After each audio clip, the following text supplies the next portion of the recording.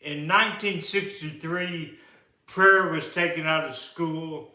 Kennedy was assassinated. That was the year America lost its mind. America lost its way.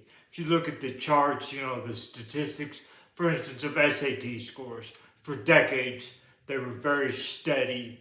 1963, they take prayer out of school.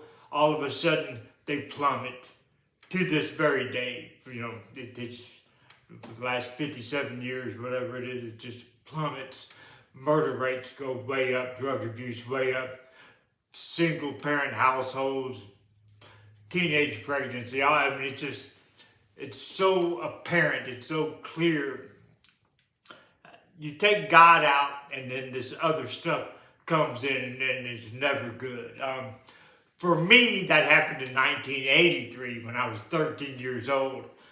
Overnight, the little 7th grade girls started getting their boobs, and we went from 3 channels to cable television. I literally went from watching the Smurfs to watching Lady Chatterley's Lover overnight. And it's funny. That's why the Jews do their bar and bat mitzvahs at age 12 and 13. Because when you're at that age, you need a big injection of God or order or rules, or you need something for your hormones to go amok.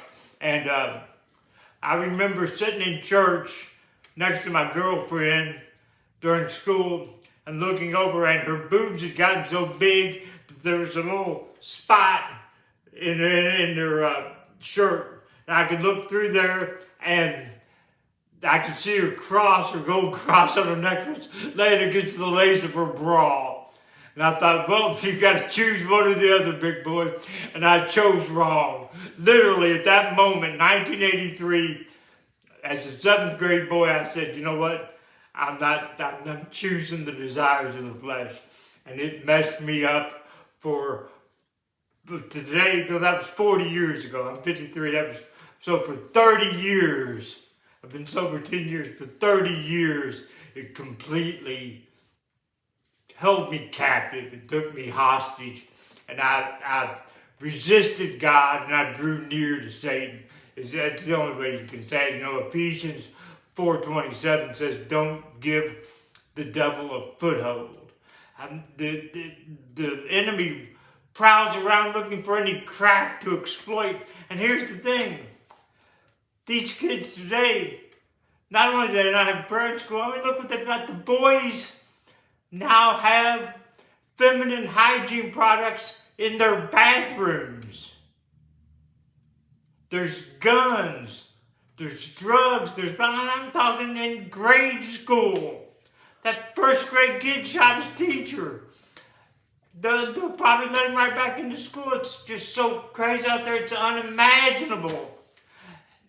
And we hear this stuff about, it takes a village to raise a kid. No, it takes a mother and a father to raise a kid. That's how it's supposed to be. If you're a stay-at-home mom raising your kids, that's not some penalty. What would you rather do? What would you rather do than raise your children to be good human beings? That's how corrupt this whole thing has gotten.